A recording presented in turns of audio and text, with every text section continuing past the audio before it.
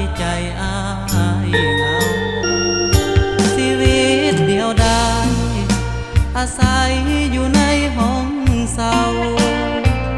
ฟังเพลงเบาๆแก้เหงาอยู่ไปวัน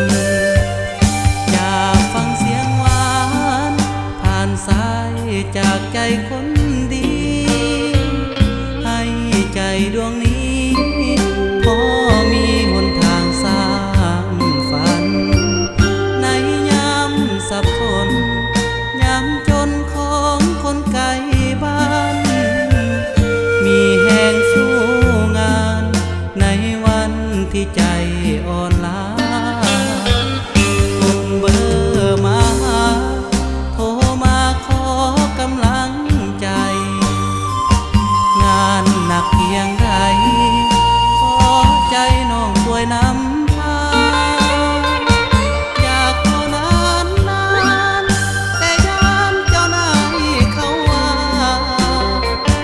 อ้ายขอเวลาปรึกษาปัญหาหลายวัน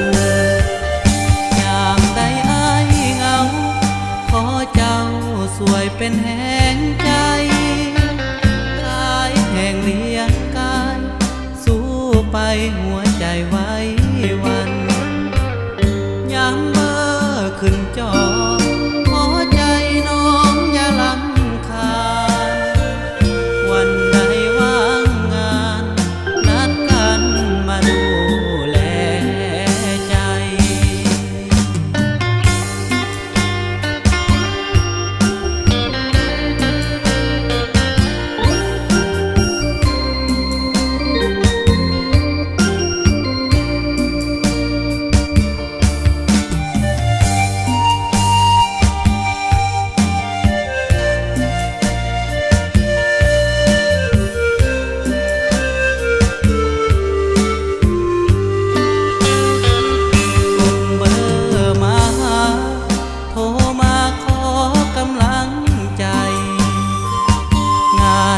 เพียงใด